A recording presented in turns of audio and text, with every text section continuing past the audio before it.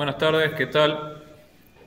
Sean bienvenidos a una nueva edición de Haciendo. Haciendo es una iniciativa impulsada por la Facultad de Ciencias Exactas y Tecnología y tiene como objetivo divulgar las actividades de los diferentes departamentos y agrupaciones que se dedican a investigación y desarrollo en el ámbito de nuestra facultad. En esta edición se presenta el ingeniero nuclear Alex Müller-Jahne, profesional asistente en el Instituto de Datación y Arqueometría de CONICET. El ingeniero Alex es egresado del Instituto de Tecnología Nuclear Dan Benningson, que depende de la Universidad de San Martín. El mismo tiene actualmente 27 años y está graduado como ingeniero nuclear. El ingeniero comenzó sus estudios en la Facultad de Ciencias Exactas y Tecnología en la carrera de Ingeniería Mecánica y se presentó para el ingreso al instituto, teniendo éxito tanto en su ingreso como en su carrera. ¿Sí? Actualmente se desempeña como profesional asistente en el Consejo Nacional de Investigaciones Científicas y Técnicas, en el Centro de Desarrollo Tecnológico General Sabio, en la ciudad de Palpalá, en la provincia de Jujuy. Allí participa en el proceso de instalación de un espectrómetro de masas con acelerador. En esta charla, denominada Otro acelerador de partículas en Argentina, se hará una pequeña introducción sobre los aceleradores de partículas para luego profundizar en la técnica de espectrometría de masas con acelerador. Se hará un repaso de lo que es el sector nuclear argentino desde una perspectiva histórica, las principales instalaciones que funcionan y aún continúan haciéndolo, las instalaciones de ciclo de combustible nuclear, centros de medicina nuclear y tanto empresas como organismos que intervienen en la misma. A continuación tiene la palabra el ingeniero y puede presentar con libertad. Bueno, muchas gracias, Lucas, por esa presentación.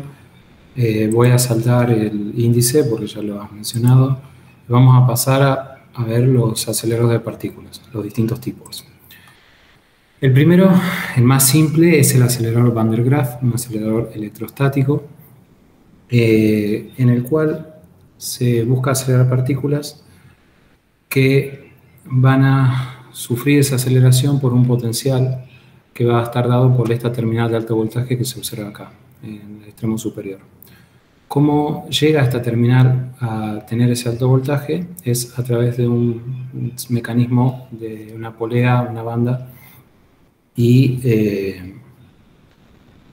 es unas agujas que están en contacto entre las poleas y la banda, tanto en la polea superior como en la polea inferior. La polea inferior se va a cargar negativamente y las agujas van a transferir carga positiva hacia la banda. La polea va a generar movimiento sin fin, la inferior, tanto la inferior como la superior, y estas cargas positivas se van a depositar en la polea superior, que a través de contacto las termina acumulando en la terminal de alto voltaje que rodea la polea. ¿Cuánta carga puede soportar esta terminal de alto voltaje? Bueno, tiene un límite. En la práctica se han construido aceleradores Van der Graaf con terminales de hasta 10 megavolts. Recordemos que un mega es 1 por 10 a la 6. Entonces sería 1.000.000 de volts. Bueno, el límite está dado por la ruptura eléctrica. Se van a producir descargas, se producen comúnmente descargas cuando uno intenta superar el límite. Para llevarlo al potencial a lo más alto que se pueda, se utilizan presiones de hasta 10 atmósferas de gas. En la práctica se usa hexafluoruro de azufre, entre otros. Bueno, el hexafluoruro de azufre es el que vamos a usar nosotros acá, por eso lo menciono. Otro tipo de acelerador es el acelerador lineal, que acá vemos esquemáticamente con distintos colores. El color rojo marca el positivo y el color azul el negativo. Entonces vemos que este acelerador está por acelerar una partícula con carga positiva. Esta partícula, cuando está al principio del acelerador, va a sentir una fuerza de atracción por el sector que tiene el número 1, que tiene carga negativa, y se va a ver atraída hacia él. Cuando la partícula ingrese en el sector 1, la frecuencia de este sistema eléctrico va a generar que cambie el potencial del sector 1 y pase a ser positivo, y el sector 2 pasa a ser negativo, que va a atraer a la partícula. Entonces, a medida que la partícula va avanzando por los distintos sectores, tiene cada vez más velocidad. Y son los sectores de longitud variable, de menor a mayor, son cada vez más largos porque la frecuencia es constante. Entonces tiene que pasar la misma cantidad de tiempo en cada uno de estos sectores. Finalmente, vamos a tener al final del acelerador lineal la partícula acelerada, y la limitación de este acelerador está brindada por la longitud del mismo. En la práctica se ha llegado hasta aceleradores del orden de los kilómetros, que tienen una energía de 50 gigaelectronvolt. Recordemos que el giga es 1 por 10 a la 9, y acá aparece la unidad del electronvolt. Un electronvolt es la energía que tiene un electrón cuando se ve sometido a un potencial de 1 volt. El próximo tipo de acelerador que vamos a ver es el ciclotrón. Y para introducirnos en el ciclotrón, he copiado acá la fuerza a la que se ve sometida, la ecuación de la fuerza a la que se ve sometida una partícula de carga Q en un campo magnético B cuando tiene una velocidad B minúscula. Las partículas que se quieren acelerar en este ciclotrón se liberan desde una fuente, por eso la letra S de source, fuente en inglés, que se ubica en la mitad del ciclotrón, y se liberan. En la mitad del ciclotrón hay un campo eléctrico, un potencial eléctrico que va a acelerar esta partícula hacia lo que se conoce como la D de arriba, o D1, y cuando la partícula se encuentra dentro de las D, se ve sometida a un potencial magnético constante. Entonces, como el potencial es constante, la fuerza magnética va a ser de sus veces de fuerza centrípeta. Me olvidé de decir que el potencial magnético sale de la hoja o de la pantalla, es perpendicular al desplazamiento de las partículas, entonces, o de la partícula mejor dicho, entonces la fuerza magnética actúa como fuerza centrípeta. Combinando las dos ecuaciones, la de fuerza magnética y la de fuerza centrípeta, obtenemos que el radio que va a describir la partícula en su movimiento tiene la siguiente forma. Es proporcional a la masa y a la velocidad de la partícula, e inversamente proporcional al campo magnético y a la carga. Como el campo magnético en el ciclotrón va a ser constante, la masa vamos a suponer que es constante y la carga de la partícula es constante, el radio de la circunferencia que va a ser la trayectoria de la partícula va a depender solamente de la velocidad de la partícula. Entonces, cuando la partícula termine la primera semicircunferencia y se acelere nuevamente por el potencial eléctrico que ha invertido su polaridad, va a tener una velocidad mayor cuando ingrese a la D inferior y por ende va a tener una trayectoria de radio mayor. Entonces la partícula va a ir acelerándose cada vez que pasa por el medio y transitando por semicircunferencias cada vez mayores hasta que sale despedida del ciclotrón con la velocidad máxima que podría alcanzar. En la práctica se han alcanzado energías de 1 gigaelectronvolt para los ciclotrones. El último acelerador de partículas que vamos a ver es el sincrotrón. Este es el más fabuloso, el más grande que se ha construido. El colisionador del CERN, que queda en Ginebra, Suiza, tiene kilómetros de diámetro, 27 kilómetros de diámetro. Y en este tipo de aceleradores las partículas transitan por una trayectoria que es circunferencial en partes, y en partes son líneas rectas. Las líneas rectas que se observan es cuando se producen aceleraciones por potencial eléctrico, y las curvas, los pedazos de circunferencia, son cuando se curva la partícula con potencial magnético. El radio de todas las curvas es el mismo porque transita una y otra vez la misma trayectoria, solo que lo hace cada vez con una velocidad mayor. Entonces, para que pueda contenerse la partícula en esa trayectoria, tiene que ser cada vez más grande el campo magnético. Y cuanto más grande sea el tamaño del sincrotrón, mayor será la energía que alcanza la partícula. El CERN es el más grande del mundo. Bueno, ahora vamos a ver los tipos de aceleradores, o mejor dicho, el tipo de acelerador que se utiliza para hacer espectrometría de masa con acelerador, que es lo que pretendemos hacer en un futuro acá en la provincia de Jujuy. Previo a eso, voy a hablar un poquito sobre los radioisótopos para que se entienda por qué se quiere hacer espectrometría de masa. Radioisótopos e isótopos en general. Estos 4 carbonos que vemos acá son isótopos. El carbono 11, el carbono 12, el carbono 13 y el carbono 14.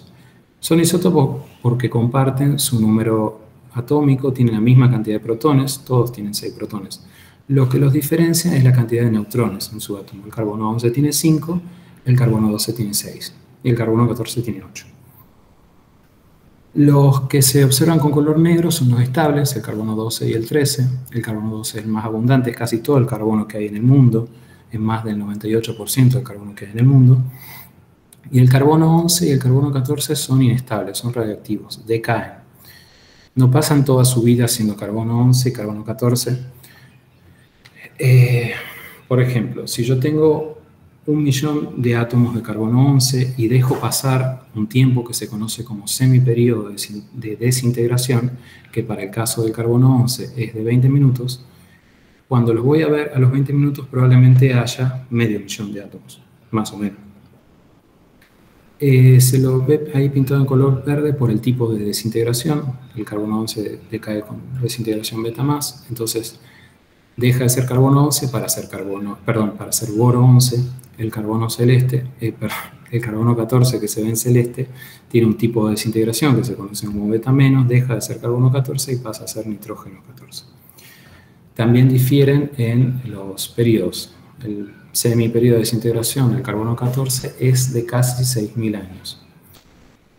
Bueno, dicho esto, vamos a ver el tipo de acelerador que se va a usar para espectrometría de masa con acelerador.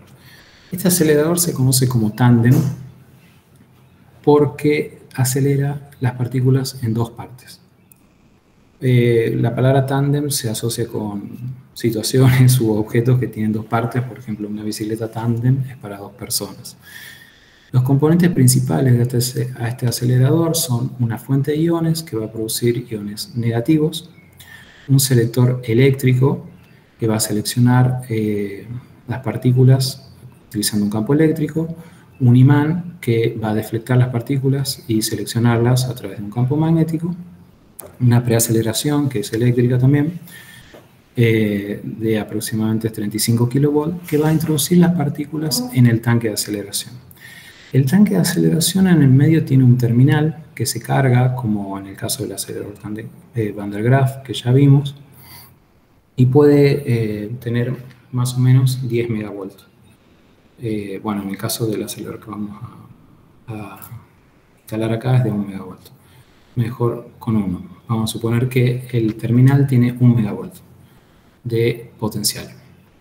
Las partículas que ingresan acá son iones negativos, entonces se van a ver atraídos por este terminal, y cuando impacten contra el stripper, que es una lámina ultra delgada, pierden electrones. Pueden perder 1 o más electrones, quedando con carga positiva más 1, o con carga positiva más 2, o carga positiva más 3. Y entonces el potencial que antes los atraía, ahora los repele. Y ahí completan la segunda etapa de aceleración, y por eso el nombre de tándem. Entonces, suponiendo que el potencial del terminal es de 1 megavolt, la energía con la que va a salir la partícula, si es de carga positiva más 1, es de 2 megaelectronvolt. 1 en la primera etapa y 2 en la segunda etapa. ¿Para qué se produce esta aceleración y este estripeo, esta quita de los electrones? No solamente se quitan los electrones, sino que también se eliminan impurezas, o sea, que pueden haber tenido la misma masa que la partícula de interés y por ende han pasado a través del imán deflector, pero no son la partícula de interés. O sea, podemos tener, si nuestra partícula de interés va a ser el carbono 14, podemos tener algo que tenga una masa de 14, pero que en realidad sea una molécula y no carbono 14. Bueno, el stripper, además de quitar electrones, va a romper las moléculas y entonces, una vez a la salida del acelerador, solamente vamos a tener los iones positivos de la partícula de interés, en este caso carbono 14. Finalmente, pasan por imanes que terminan de seleccionar la masa de la partícula de interés y van a ser detectados al final de la línea con un sistema de detección que comúnmente es una cámara de ionización, donde vamos a contar la cantidad de átomos de carbono 14 que han salido originalmente de la fuente de iones donde estaba la muestra. ¿Para qué hacer esto? ¿Para qué hacer espectrometría de masas con acelerador? Bueno, datación por carbono 14, eso es lo más usado a nivel mundial, lo más famoso. Y se acuerdan que habíamos dicho que el carbono 14 tenía un semiperiodo de desintegración de 5.700 años. Bueno, eso nos permite ir hacia el pasado, hacia una antigüedad de 50.000 años. Así, dicho mal y pronto, digamos, o sea, se supone que si uno tiene una cantidad de radioisótopo y deja pasar 10 semiperiodos de desintegración, nos quedamos, digamos que sin nada. Entonces, si tenemos una cantidad de carbono 14 y dejamos pasar 57.000 años, dejaríamos de tener carbono 14. El semiperiodo de desintegración nos va a brindar entonces las ventanas de tiempo a la cual podemos acceder con los radioisótopos. ¿Y por qué el carbono? El carbono porque es uno de los componentes principales de la materia orgánica. Y sucede que todos nosotros estamos compuestos por materia orgánica, somos seres humanos, y por ende estamos compuestos por carbono. Ese carbono va a ser más que nada carbono 12, carbono estable, hemos visto que tiene un 98%, pero también va a ser carbono 11 y carbono 14 en distintas proporciones. Los organismos están en equilibrio con el medio ambiente mientras están vivos, comparten carbono en la respiración, en distintos mecanismos y se encuentran en un equilibrio con el medio ambiente. Cuando el organismo muere, ese equilibrio se rompe y empieza a prevalecer el decaimiento del carbono 14. Entonces, un material orgánico, desde la fecha del deceso del organismo, va a ver cómo decae su cantidad de carbono 14 con el tiempo. Utilizando la técnica de espectrometría de masas con el acelerador, midiendo la cantidad de carbono 14 que tiene una muestra, podemos fechar el deceso del organismo que generó esa muestra. Esa muestra puede ser proveniente de plantas o animales. Si esas plantas o animales, o bueno, restos de plantas o animales, madera, polen, hueso, fibras animales, provienen de algún uso que haya hecho el ser humano en el pasado de eso, se consideran restos arqueológicos, si no serán restos paleontológicos o de otra disciplina. La arqueología es la ciencia social que estudia los restos humanos del pasado. Eso es uno de los grandes usos que tiene la técnica de espectrometría de masa con acelerador a nivel mundial. Otro uso, por ejemplo, es la interpretación del cambio climático a través del estudio del espesor de los anillos de los árboles, que año a año cada árbol genera un nuevo anillo.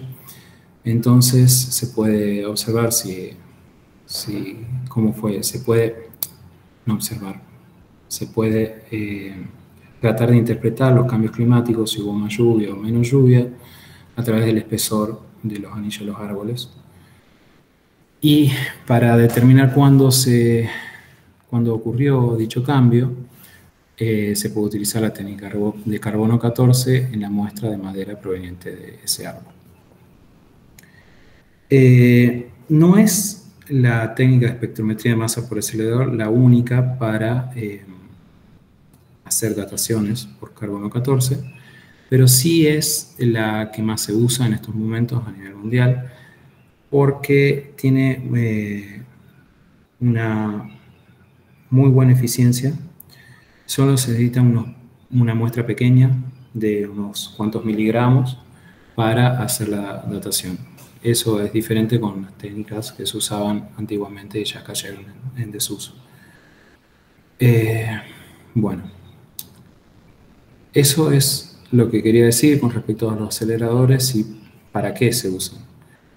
Antes de introducirnos en el acelerador en particular que se va a instalar en la provincia de Jujuy, quiero hablar sobre el sector nuclear argentino en general, como para hacernos una idea de cuáles son las instalaciones que hay. Y las voy a mencionar en un orden histórico. Para empezar voy a hablar de las centrales nucleares. Las centrales nucleares, ¿por qué? Porque el principal uso que se le da a la energía nuclear a nivel mundial de las técnicas nucleares es para producir energía eléctrica. Y nuestro país no está exento de eso, tiene centrales de generación de potencia, que se conocen como centrales nucleoeléctricas, que son centrales térmicas, que utilizan la energía que se produce cuando fisionan los átomos de uranio. Bueno, en general la energía nuclear se produce cuando se dividen núcleos atómicos pesados. En Argentina se hace con reactores que funcionan con base de uranio. El calor que genera la fisión de los átomos de uranio va a calentar agua que funciona como refrigerante. Esa agua, con la energía adquirida, va a poner en funcionamiento turbinas de vapor que van a generar energía eléctrica. Ese es más o menos rápidamente el principio de funcionamiento de una central nuclear. Entonces, una central nuclear es una central termoeléctrica. La primera central con la que contó el país y con la que continúa contando es Atucha 1, se ubica a orillas del río Paraná, en la localidad de Lima, en la provincia de Buenos Aires. Es una central de diseño alemán, de la fábrica Siemens, y produce nominalmente 362 megavatios eléctricos. Para producir esa cantidad de energía eléctrica es necesaria mucha más potencia térmica por cuestión de eficiencia y del orden de los 1000 megawatts térmicos. Funciona con uranio levemente enriquecido. En sus orígenes, en el año 1974, cuando se puso en marcha, funcionaba con uranio natural pasó un proceso de enriquecimiento de uranio, pero a niveles muy bajos, 0,85%, y el uranio natural tiene 0,71%. Cuando uno habla de uranio enriquecido o natural, hace referencia a uranio 238, es el que predomina en la naturaleza, contra 235.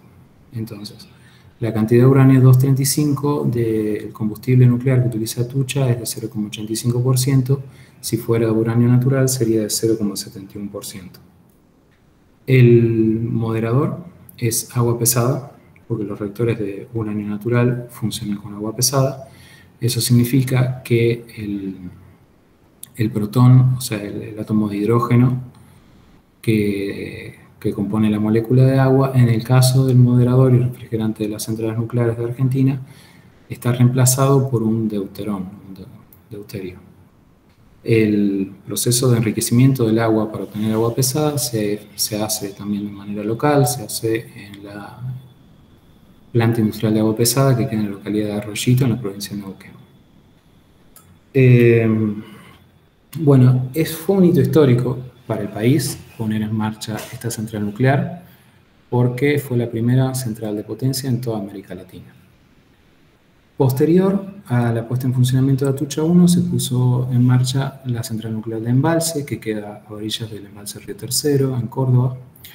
Estamos viendo que ambas quedan a orillas de masas de agua y es porque se utiliza como refrigerante la masa de agua, tanto del río Paraná como del embalse. No, por supuesto, directamente el agua en contacto con el agua de refrigeración de los combustibles, sino a través de sistemas cerrados e independientes. La central nuclear de Embalse se puso en marcha en el año 1984. Cumplió un primer ciclo de operación en 2015 y hubo que hacer lo que hizo la operadora de las centrales nucleares, que se conoce como Nucleareléctrica Argentina Sociedad Anónima, es hacer un proyecto de extensión de vida y la puso de nuevo en funcionamiento en el año 2019. Tiene 30 años más de vida esta central. Es mucho más grande en potencia eléctrica que la central nuclear de Atucha. Son, es aproximadamente el doble. Y también funciona con uranio natural, como Atucha 1 en sus comienzos, y con agua pesada. La diferencia es que el modelo, el diseño de esta central es canadiense, no es un recipiente de presión, como es el caso de Atucha 1, sino son tubos de presión. Se conoce como Central CANDU, que son siglas de Canadian Deuterium Uranium.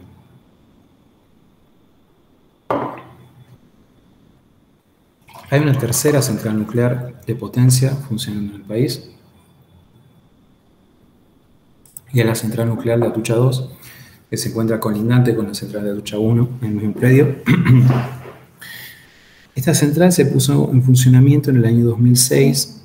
El origen de la central, se remonta al año 1982, pero la obra estuvo paralizada por más de 10 años. Funciona con uranio natural y agua pesada, como todos los reactores de potencia que funcionan con uranio natural. Es todavía más grande que la central nuclear de Embalse. Tenemos 3 centrales y hay unas perspectivas para una cuarta central. Esto es una cita que saqué de una nota del portal Agendar de la producción argentina, que le hacen al presidente de Nucleareléctrica Argentina Sociedad Anónima, que habla de la próxima construcción de una cuarta central que no va a ser con la tecnología que se viene utilizando en las 3 centrales que ya vimos, de uranio natural y agua pesada, o uranio levemente enriquecido y agua pesada, sino que va a ser de uranio enriquecido y agua liviana. Y se prevé a futuro una quinta central que se conoce con el nombre de Proyecto Nacional, que es así, sigue con la línea de las que vimos recién. Es auspicioso el futuro del sector nuclear argentino si uno considera que están en funcionamiento las centrales y se prevé una nueva central de potencia para el país. Vamos a ver otros tipos de reactores nucleares, que son los reactores nucleares de investigación. Perdón, me salté una parte. Vamos a ver la provisión de uranio. Las 3 centrales de potencia consumen 250 toneladas de uranio al año. Ese uranio no se produce localmente, se importa. La minería de uranio cesó en el año 1997. El último yacimiento fue en la provincia de Mendoza, en el departamento de San Rafael, Sierra Pintada. Y desde ese momento que todo el uranio que se consume en Argentina para las centrales de potencia se importa. Hay proyectos de minería de uranio. Hay depósitos de uranio y hay prospección y estudios de factibilidad que lleva adelante la CONEA. Y Argentina tiene depósitos de uranio como para mantener en funcionamiento sus centrales nucleares por año. Vemos que los recursos que hay son de 31.000 toneladas de uranio y está la tecnología como para llevarla a cabo. Yo espero que en un futuro se haga minería de uranio en el país porque tenemos la capacidad de hacerlo y así estaríamos dando un paso más en lo que es la soberanía energética, no dependiendo del precio que ponga el proveedor. Bueno, ahora sí vamos a ver otros tipos de reactores nucleares, que son los reactores nucleares de investigación. Son reactores que tienen otro fin, no es generar energía eléctrica. En estos reactores, la potencia térmica que se genera con la fisión del uranio no tiene ninguna utilidad, en principio. Sí sirve para medir el tamaño de los reactores, ¿sí? Por ejemplo, el RA1 tiene una potencia térmica de 40 kilowatts. Es el reactor más chico que hay en Argentina, porque bueno, es el primero. Se construyó se puso en marcha en el año 1958. Con un diseño que se hizo en base a un diseño de un reactor estadounidense, que es el Argonaut, pero la construcción estuvo a cargo de profesionales argentinos, profesionales de la Comisión Nacional de Energía Atómica, y eso fue todo un hito para el país, que el primer reactor haya sido construido con gente de acá. No se compró un diseño en el exterior, como fue en el caso de las centrales de potencia. Incluso el diseño de los elementos combustibles lo hizo Jorge Sábato, bueno, y el equipo que trabajaba con él. Y además de poner en funcionamiento los elementos combustibles, poner en funcionamiento este reactor, el reactor RA1, con esos elementos combustibles, en el mismo año pudo concretarse la venta de este diseño de elementos a Alemania. O sea, fueron excelentes elementos combustibles. Después hubo un cambio de elementos combustibles. Sigue en operación hoy por hoy. ¿Para qué se utiliza? ¿Cuáles son las investigaciones que se hacen? Ensayos por activación de materiales y ensayos de daño por radiación. En su momento, cuando era el primer reactor de investigación en Argentina, se usaba también para producción de radioisótopos que tenían un objetivo de hacer medicina nuclear. Pero cuando entró en funcionamiento el reactor RA3, dejó de producir radioisótopos por el RA1. ¿Para qué se construyó el RA3? Bueno, para producir esos radioisótopos que el RA1 no podía producir, no podía satisfacer la demanda del mercado local, y llegó a producir el reactor argentino 3 el 100% de los radioisótopos que se consumían en el país, en el año 1967, cuando se puso en marcha. El reactor RA1 se encuentra en el Centro Atómico Constituyente, en la provincia de Buenos Aires, olvidé de decir, y el reactor RA3 también se encuentra en la provincia de Buenos Aires, en el Centro Atómico de Ezeiza. En el Centro Atómico de Ezeiza, donde yo estudié, lo conozco al rector, al otro también. Por ejemplo, esto que se observa acá es un salvavidas, o sea, parece un salvavidas y es un salvavidas, porque es un reactor de pileta abierta. O sea, si uno se asoma por aquí puede observar la pileta donde se encuentra el moderador y refrigerante, y abajo de eso los elementos combustibles sumergidos en ese moderador y refrigerante. La potencia térmica que alcanzó después de que se hizo un elevamiento de potencia que se hizo en el año 2003 es de 10 megawatts. O sea, estamos viendo que es mucho más grande que el RA1, que tenía unos cuantos kilowatts de potencia. Aún así, no alcanza para producir la demanda de radioisótopos local. Y ya vamos a ver cuál es el proyecto que viene a suplir con esa falencia. El último reactor que vamos a ver es el RA6, que se encuentra en el Centro Atómico Bariloche, en la Patagonia, en Río Negro. Se inauguró en el año 1982. Se pensó en un principio como reactor escuela, porque ahí en Bariloche funciona la carrera de Ingeniería Nuclear. Pero también con los años ha hecho y continúa haciendo análisis por activación neutrónica, radiografía de neutrones y distintos ensayos, como por ejemplo, ensayos de instrumentación y control. Bueno, lo que es la demanda de radioisótopos a nivel local vendría a suplirse con el nuevo reactor de investigación, el RA10, que como su nombre lo indica va a ser el más grande, triplicará la producción del RA3 y va a permitir exportar radioisótopos a distintos países de América Latina. Además, dentro de este reactor va a funcionar el LAN, el Laboratorio Argentino de Bases de Neutrones, que va a permitir realizar experimentos con técnicas neutrónicas avanzadas. Además, dentro de este reactor va a funcionar, se van a poder realizar ensayos de elementos combustibles que hoy por hoy se tienen que realizar afuera porque no contamos con la capacidad como país para hacerlo. Vamos a ver cómo voy con el tiempo. Voy a saltar lo que es radiación, si no llegamos. Medicina nuclear. Bueno, desde que se puso en marcha el RA1 en 1958, que este país produce y utiliza radioisótopos para medicina nuclear, para hacer distintos diagnósticos, tratamientos. El primer centro de medicina nuclear fue el Hospital de Clínicas San Martín, que depende de la UBA, que es en la ciudad de Buenos Aires. Como estudiante del Benison tuve acceso a sus laboratorios, hicimos prácticas.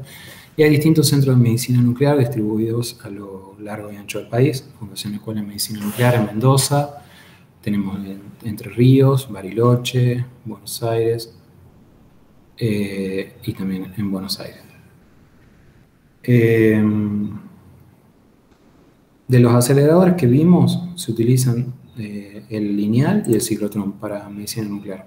Acá vemos como un ejemplo, no es el único ciclotrón que se utiliza para producir radiofármacos, el que se ubica en el FLENI, Fundación de Lucha contra las Enfermedades Neurológicas Infantiles, que se encuentra en la localidad de Escobar, en la provincia de Buenos Aires. Lo destaqué a este ciclotrón para mostrar esto de que el ciclotrón se encuentra en el mismo lugar, en la misma instalación donde se consumen los radioisótopos que producen. ¿Y esto por qué es así? Porque hay radioisótopos que se utilizan en medicina nuclear que tienen periodo de vida media o semiperiodo de desintegración muy corto, como el carbono 11 que vimos, que tiene unos cuantos minutos. Entonces uno necesita producir esos radioisótopos a demanda. Cuando hay un paciente que lo necesita, se producen y pasa. El tiempo corre y antes de que pasen en principio, antes de que pasen los 20 minutos, los 30 minutos, se puede producir el diagnóstico.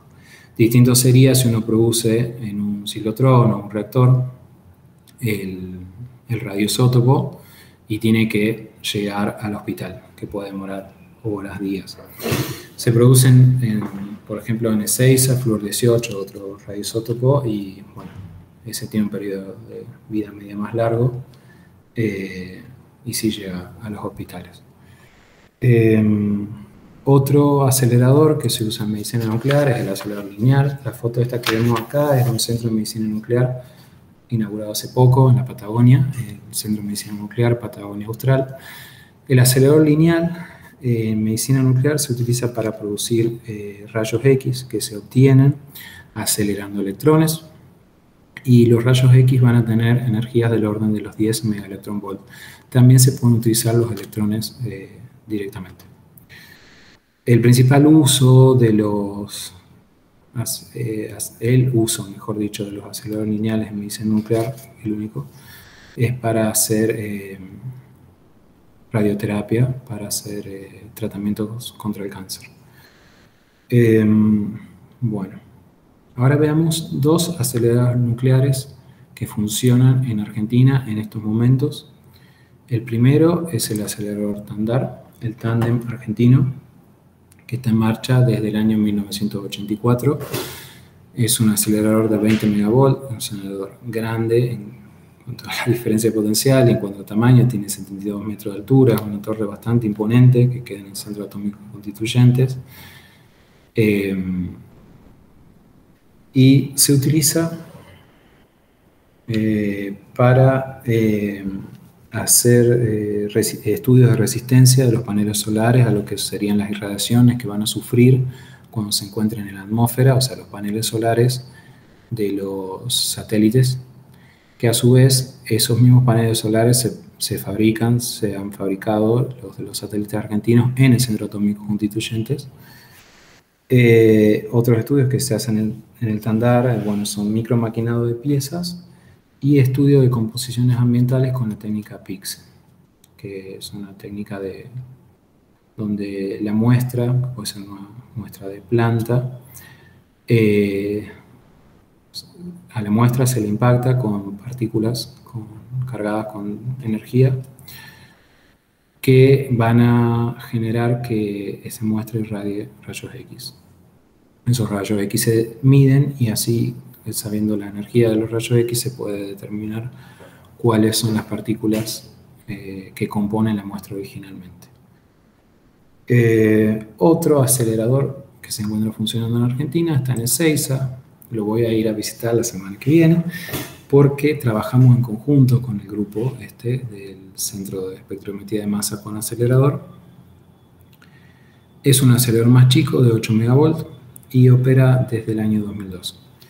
Este acelerador permite hacer espectrometría de masas con acelerador y ha hecho una datación por carbono 14. La diferencia entre este acelerador y el que se va a instalar en Jujuy es que el de Ezeiza, bueno, es mucho más viejo y no tiene la capacidad de hacer una cantidad de muestras lo suficientemente grande como para poder salir a comercializar el servicio de datación de carbono 14. Tiene la capacidad de hacer la datación, pero de una manera limitada si la comparamos con el espectrómetro de masas con acelerador que vamos a instalar acá en la localidad de Palpalá. Entonces, ¿cómo viene el proyecto acá en Jujuy? Bueno, se enmarca dentro del Instituto de Datación y Arqueometría, que es donde yo me encuentro en estos momentos, que alberga distintos laboratorios que ya están en funcionamiento. Laboratorios de arqueometría, que es una rama de la arqueología que estudia los restos humanos del pasado. Estas son unas imágenes que me han facilitado distintas compañeras acá, investigadoras del instituto, que muestran distintos objetos que podrían ser susceptibles a la técnica de datación por carbono 14. Este porque tiene fibras vegetales y este porque es madera.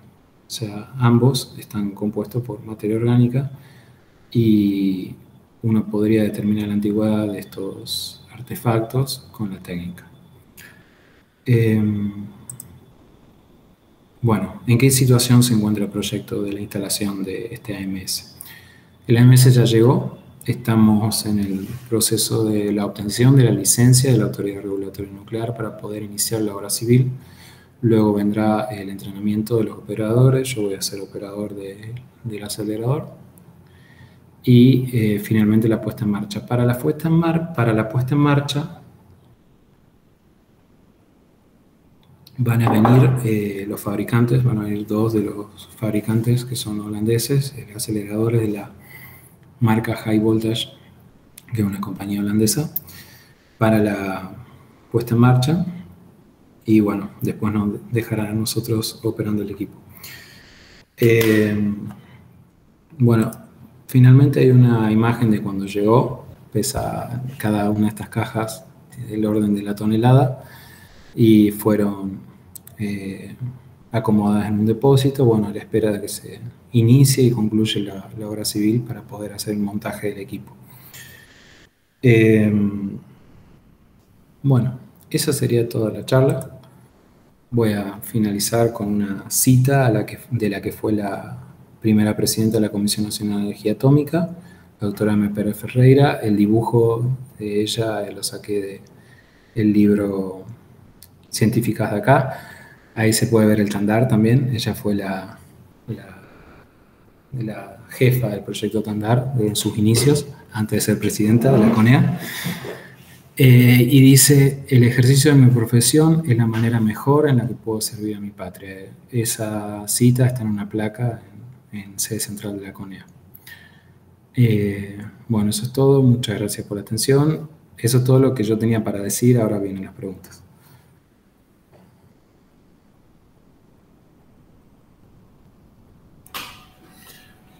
Excelente. Muy bueno, Alex. Muchas gracias por compartirlo con nosotros y por tomarte este tiempo para, bueno, para contarnos un poco de, no solo de tu quehacer, sino también un poco de historia, ¿no?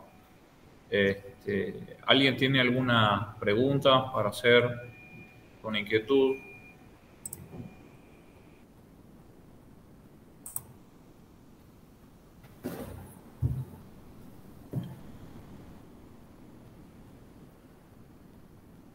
Hay algo que se tiene que no haber entendido, porque dije muchas cosas. Mira, yo te cuento, quizás, ahí está, Alejandro va a decir algo. Buenas tardes, Ale. Yo te quería consultar sobre cuándo crees que va a estar en operación. La verdad te pido disculpas, no sé si lo dijiste en la presentación. No lo dije. ¿Cuándo crees que...? Bueno, la obra civil, desde el momento que se hace la licitación de la obra, son aproximadamente 10 meses. O sea, ya están los planos para que se haga la licitación y está a cargo de la Universidad Nacional de Jujuy. O sea, por lo menos un año para que se ponga en marcha. Desde estos momentos. Claro. Gracias. No, gracias por la pregunta. Ahí habías mencionado al principio de tu presentación algo de, llamémosle, de instalaciones de tipo sincrotrón. ¿Esto te va a dar esas capacidades o no? No, esto es un acelerador tándem. No. Mencioné los distintos tipos de aceleradores, pero este se encaja con el acelerador tándem. No tiene, son instalaciones completamente diferentes. Ahora, ¿por qué menciono los otros aceleradores? Porque son los más famosos, o sea, son los que uno se imagina cuando le dicen acelerador de partículas, se imagina la máquina de Dios, que es como le llaman al gran colisionador de hadrones del CERN, que es el sincrotrón. Pero este vendría a ser de los más simples, o sea, Van der Graaf, y mucho más chico, tiene menos de 20 metros. Y no es sincrotrón. O sea, además en el sincrotrón la partícula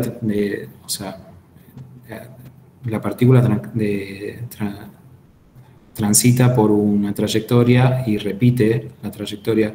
Acá la partícula hace una trayectoria lineal y termina su aceleración, digamos. O sea, son mecanismos muy diferentes. En el sincrotrón, la partícula, una vez que ingresa, tiene cada vez más velocidad con cada vuelta que da, digamos. Y así se alcanzan las grandes energías. Acá es solo una aceleración.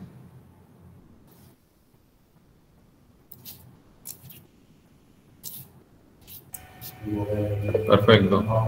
Acá te pregunta Ruarte Rodolfo, ¿con qué tipo de isótopo trabaja el equipo? Bien, el equipo, yo mencioné el carbono 14, pero tiene la capacidad de trabajar con berilio 10 también y aluminio 26, así como viene de fábrica, y a posterior se le pueden hacer mejoras para trabajar con isótopos pesados, incluso se puede llegar a trabajar con plutonio, uranio, para hacer estudios de otro tipo de estudios ambientales. Y ya no estudios de datación. Pero de entrada, carbono 14, berilio 10, aluminio 26. El berilio 10 y aluminio 26 tienen periodos mucho más largos que el carbono 14. El berilio 10 tiene un semiperiodo de desintegración del orden del 1.000.000 de años. Entonces, esos radioisótopos se utilizan en geología. O sea, es un periodo enorme de tiempo. el que nos permite observar el beridio 10 y el aluminio 26. Periodos que escapan a la existencia humana, digamos. Y están presentes en distintas rocas. En el caso del beridio, sucede que se genera la roca cuando la roca está expuesta a la radiación cósmica que nos llega a la superficie de la Tierra. Y una vez que se cubre esa roca con otra roca, se deja de producir el beridio 10 y empieza a, bueno, siempre está decayendo, pero se interrumpe ese equilibrio de producción y destrucción del beridio 10 y deja de, una vez que se rompe el equilibrio, empieza a predominar el decaimiento, entonces hay cada vez menos beridio 10. Entonces, viendo la cantidad de beridio 10 que tiene una roca, se podría estimar la antigüedad de la formación geológica. Hola, Miguel. Hola, Alex, ¿cómo estás? Bien. Sí, te quería preguntar, muy bueno, ¿no? Lo que dijiste, que te quería preguntar, creo que le puede interesar a la gente aquí también, es, aparte de vos, que vas a ser operador de la AMS, ¿cuánta gente más se estima que haga falta para la operación y para la prestación de servicios? Bien. Bueno, hace falta un oficial de radioprotección y un electrónico de mínima. Eso el plantel básico. Pero, bueno, este equipo tiene la capacidad de funcionar las 24 horas del día, entonces podría triplicar el plantel en una situación en la que haya mucha demanda de fechados radiocarbónicos y, bueno, lo que yo mencioné por 3. O más, digamos, para 3, 4, digamos.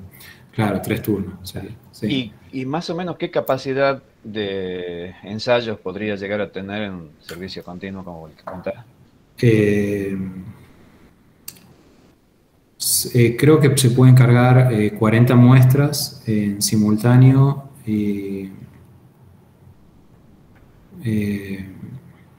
Simultáneo 40 muestras. Supone más o menos 20 muestras por día. Pero se podría. Buena plata, buena plata. O sea, en estos momentos, digamos, no, yo creo que no nos preocupa o sea, es algo a futuro, digamos, si en algún momento esperemos, ojalá se alcance el límite de la cantidad de muestras por día, digamos. Pero para hacerlos, en estos momentos la limitación es más los recursos humanos que el equipo, digamos, porque el equipo puede funcionar 24 horas y estamos muy lejos de esa cantidad de recursos humanos. Sí, en un primer momento está previsto, bueno, el plantel mínimo de operación. Claro, pues si esto empieza a funcionar, a prestar servicios en serie, ahí el plantel va a crecer también. Ahí tiene que crecer el plantel. Para crecer el plantel también. Claro, sí, así es. Va a ser buena plata. Ok, gracias. No, Alex. Gracias a vos por la pregunta.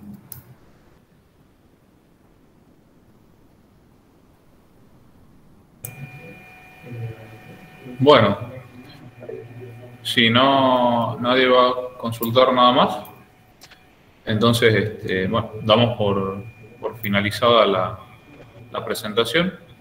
Muchas gracias, Alex, por tu tiempo, por compartir tu parte de tu trabajo con nosotros, tu trayectoria también. Bueno, muchas gracias al público también por tomarse su tiempo para escucharlo. Muchas gracias a la Cátedra de Mediciones Térmicas, que organizó una parte importante de esta reunión, y obviamente también al Departamento de Ingeniería Mecánica de la Facultad de Ciencias Exactas. Así que bueno, sin más, nos despedimos. Muchas gracias y hasta pronto. Chao, gracias. Muchas gracias.